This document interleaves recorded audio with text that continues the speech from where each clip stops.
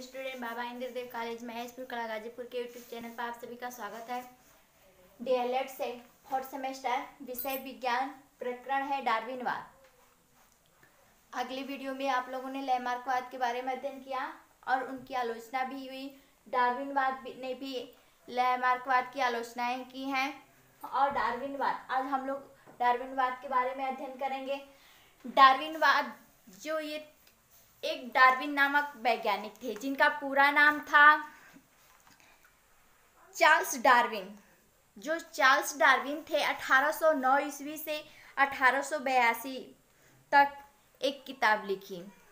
इनके किताब का नाम था प्राकृतिक वर्ण द्वारा जातियों का उद्भव। जो डार्विन थे, चार्ल्स डार्विन थे, इनकी पुस्तक थी प्राकृतिक वर्ण।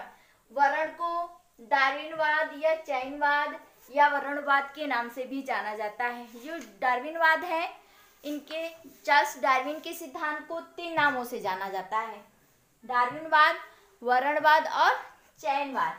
जो डार्विन थे एक बीगल नामक जहाज से पूरे विश्व का भ्रमण किया, द्वीपों का भ्रमण किया, समुद्रों का भ्रमण किया, कई देशों का भ्रमण किया।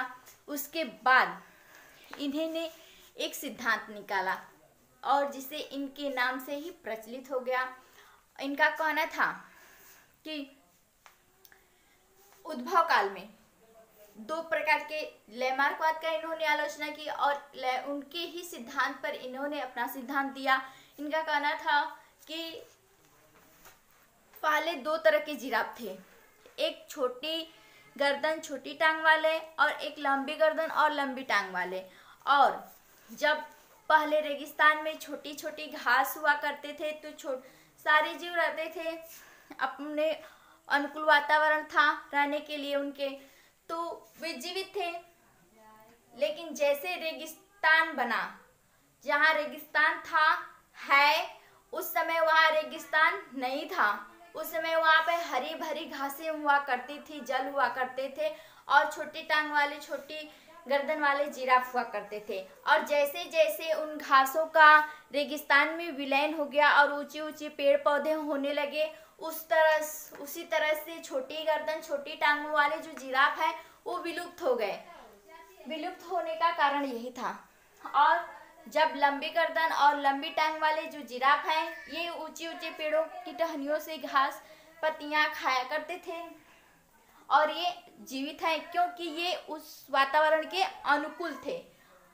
तो डार्विनवाद ने अपना सिद्धांत प्रचलित किया और इन्होंने प्राकृतिक चयन, विभिन्नताएं, योग्यता की उत्तरजीविता, जीवन संघर्ष, जीवों में संतानोत्पत्ति की प्रचुर क्षमता, इन 5 चीजों पर बल दिया। उनका कहना था कि जीवित रहने के लिए संघर्ष करना पड़ता है और वही जीव जीवित रहते हैं जो जीवन यापन में अपने आप को संघर्ष के द्वारा अस्थायित्व में ला पाते हैं। तो इनके तथ्यों के आधार को मानते हुए इन्होंने पहला तथ्य यह प्रस्तुत किया कि प्राकृतिक चयन अर्थात प्राकृतिक जीवों का स्वयं चयन करती है और जो जीव प्रकृति के अनुकूल होते हैं वो उसे प्रकृति चयन कर लेती है और जो प्रकृति के अनुकूल नहीं होते हैं वो विलुप्त हो जाते हैं।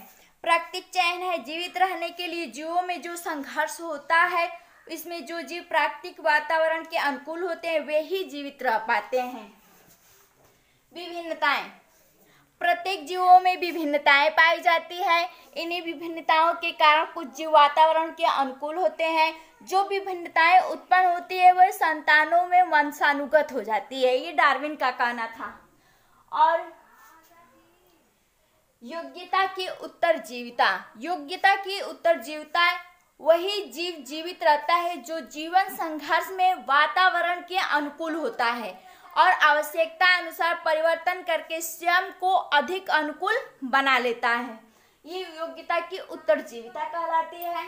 जीवन संघर्ष, प्रत्येक जीव जीवित रहने के लिए भोजन, आवास से संघर्ष करता रहता है। कभी भोजन की तलाश में इधर उधर जाता है, कभी आवास की तलाश में इधर उधर जाता है और जीवन संघर्ष उसका होता रहता है और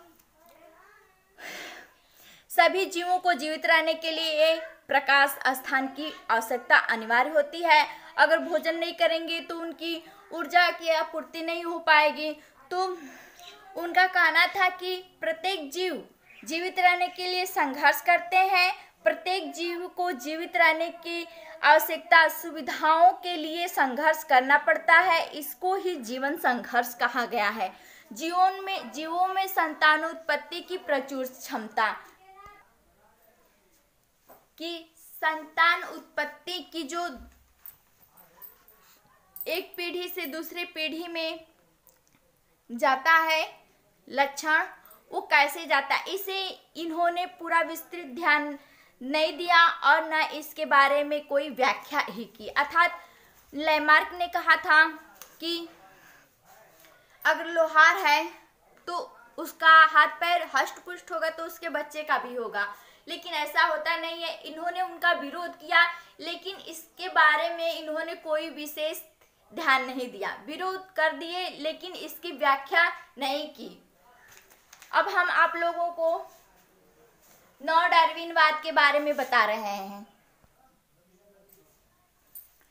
डार्विनवाद की कमियों को दूर करते हुए जूलियस हक्सले ने एक सिद्धांत प्रस्तुत किया जिसका नाम रखा गया नव डार्विनवाद। यानी जो उनकी कमियां थी उसी में सुधार करते हुए उनके वाद को नव डार्विनवाद के नाम से जाना जाने लगा। और जो नव डार्विनवाद था वो उत्परिवर्तनवाद से संबंधित था। अर्थात इनके तथ्य थे उत्परिवर्तन, पृथक्करण, विभिन्नताएं और प्राकृतिक चयन। जो उत्परिवर्तन था ये डीएनए में होता था। डीएनए में होने से ये आनुवांशिक बन जाता था और एक पीढ़ी से दूसरी पीढ़ी में लक्षण जाते थे। उत्परिवर्तनवाद में डीएनए जो था इसकी कार्यात्मक जो इकाई थी वो जीन कही जाती है। पृथक्करण, अगला आपका है पृथक्करण।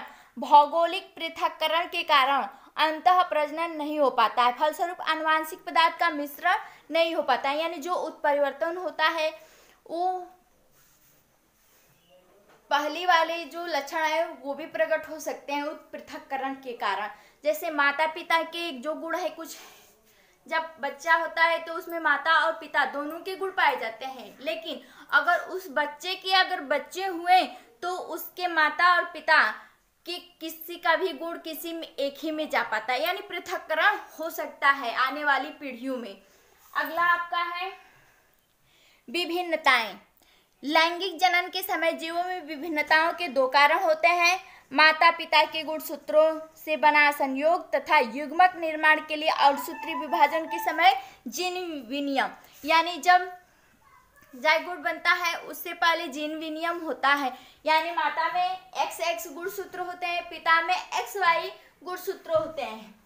इनकी क्रॉसिंग के समय ये जो डीएनए होता है उसके जीन में परिवर्तन हो जाता है। इससे ही विभिन्नताएं उत्पन्न हो सकती हैं।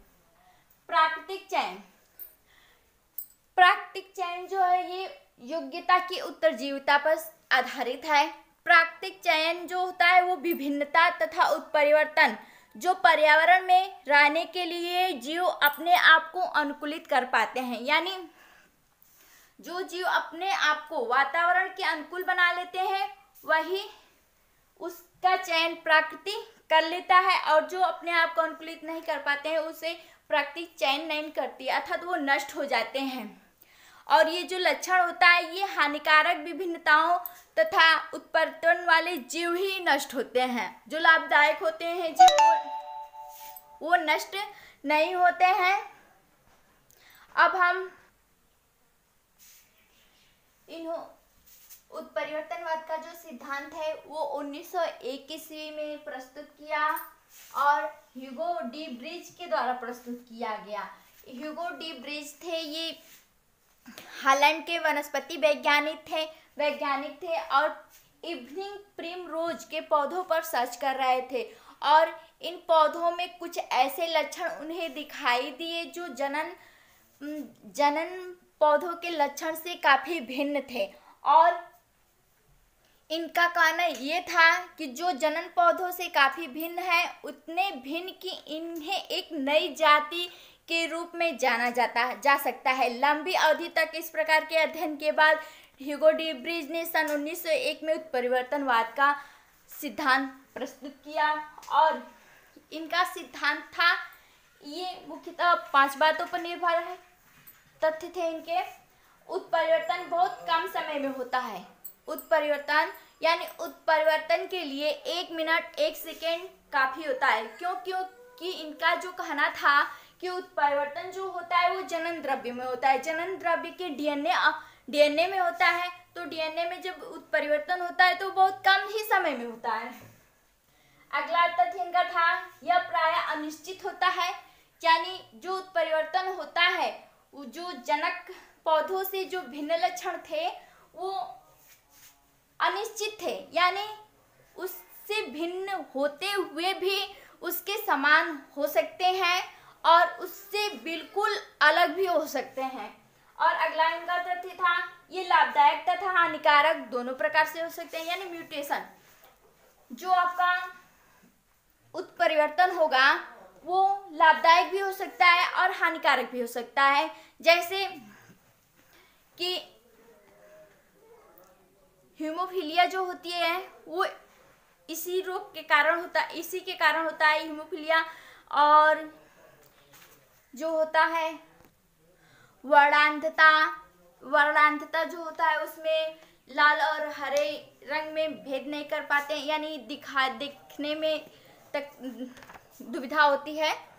और टर्नम सिंड्रोम, क्लीनीफेल्डर सिंड्रोम ये सब जो होते हैं वो म्यूटेशन के कारण ही होते हैं, यानी जनन द्रव्य में जो परिवर्तन होता है, उत्परिवर्तन उसके कारण ही होते हैं। और अगला है आपका, जातियों के भिन्न प्राणियों में भिन्न प्रकार से होता है, यानी जो उत्परिवर्तन होता है वो विभिन्न जातियों में विभिन्न प्रकार से होता है और प्रत्येक प्राणी में भी भिन्न प्रकार से होता है। ये आपका था उत्परिवर्तनवाद से संबंधित मुख्य तथ्य थे।